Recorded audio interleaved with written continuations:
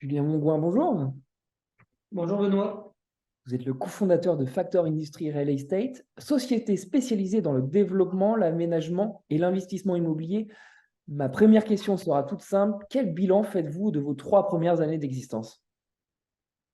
Eh bien, écoutez, c'est un bilan qui est très positif. En ce qui concerne nos métiers, notre métier de développeur aménageur, nous livrons cette année deux opérations. La première, l'opération donc à Blaincourt-Pressoir, où nous avons réalisé un immeuble logistique d'un peu plus de 100 000 mètres carrés que nous avons livré il y a quelques semaines. Et la deuxième est une opération donc d'immobilier parc d'activité que nous livrerons avant cet été sur le secteur d'Avignon à Graveson. En parallèle de ça, donc, nous avons continué de progresser et d'alimenter notre pipe, puisque nous avons aujourd'hui près de 600 000 mètres carrés de surface de plancher à développer. Nous avons également créé une foncière et fait nos premières acquisitions de locaux industriels. Et donc, pour toutes ces raisons, on est plutôt satisfait du lancement de Fire. Très bien. Dans le contexte actuel que l'on connaît tous, quels sont vos leviers de croissance aujourd'hui? Alors aujourd'hui, effectivement, le contexte, on va dire, sur le dernier semestre a beaucoup évolué. On est rentré dans un nouveau cycle. Parmi les difficultés qui nous impactent directement, on peut citer l'inflation, puisque du coup les coûts de production ont augmenté en moyenne d'à peu près 50% sur une opération.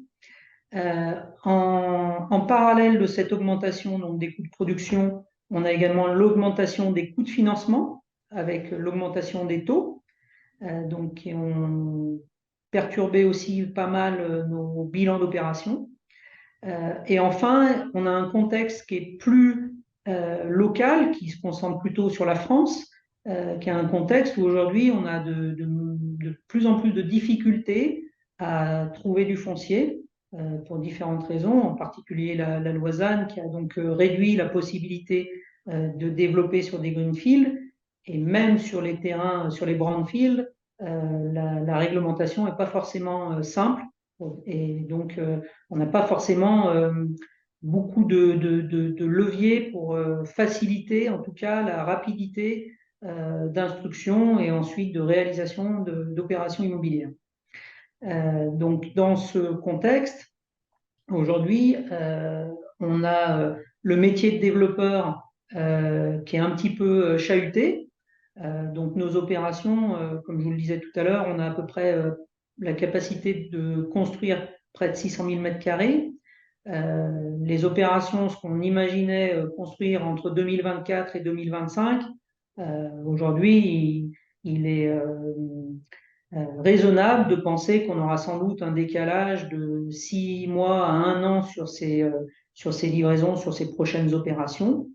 Donc, on continue d'avancer, on continue d'investir, on continue de financer des études pour être prêt à démarrer et prêt à construire ces bâtiments.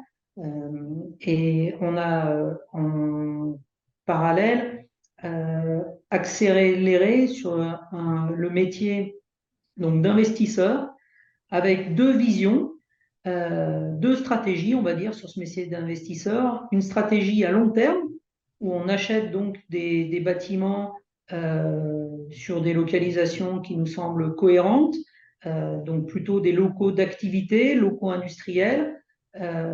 Donc, et également une autre stratégie, une stratégie à plus moyen terme, où là on investit dans des localisations sur des bâtiments qui sont soit en mauvais état, soit vides, où il faut justement donc faire de l'asset management.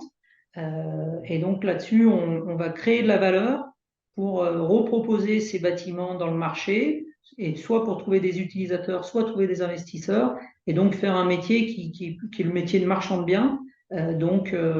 Et ces deux métiers aujourd'hui sont en forte croissance chez Fire. On, en contrepartie on va dire, du ralentissement du métier de développeur pur. D'accord. Je me permets de revenir un petit peu sur le contexte actuel. Aujourd'hui, en tant qu'expert, êtes-vous inquiet?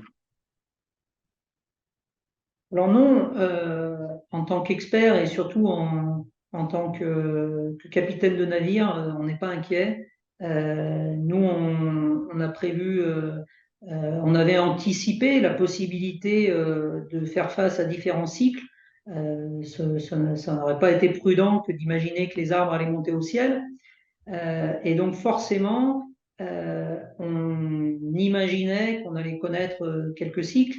C'est aussi un des privilèges de l'âge avec mon associé Louis Darexi. Donc on a 30 ans d'expérience cumulée. Des cycles, on en a déjà connus, les subprimes, les dettes souveraines, le Covid, donc des crises relativement conséquentes, on en a déjà traversé. Celle qui est en cours actuellement est nouvelle avec des éléments nouveaux auxquels on doit faire face. Une telle inflation, personne ne pouvait l'imaginer, par exemple. Néanmoins, on s'organise et on croit en l'avenir. D'ailleurs, on continue de faire grandir notre équipe, justement, au sein de Fire. On continue, on ne lâche aucune position foncière sur nos projets de développement. Au contraire, on continue d'acquérir et de signer de nouvelles promesses donc pour continuer de développer de l'immobilier industriel et logistique. Et on continue donc d'alimenter aussi notre foncière en gardant toujours en stratégie et en cheval de bataille la typologie d'actifs qu'on affectionne avec mon associé, c'est-à-dire les locaux industriels, les bâtiments logistiques et les parcs d'activité.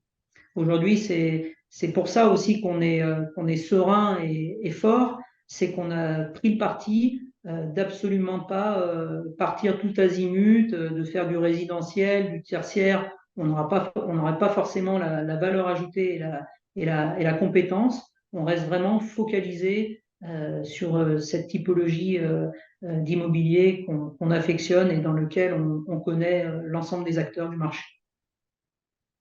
Julien, merci beaucoup pour cet éclairage Merci Benoît. et à très vite sur BITV. À bientôt. Au revoir.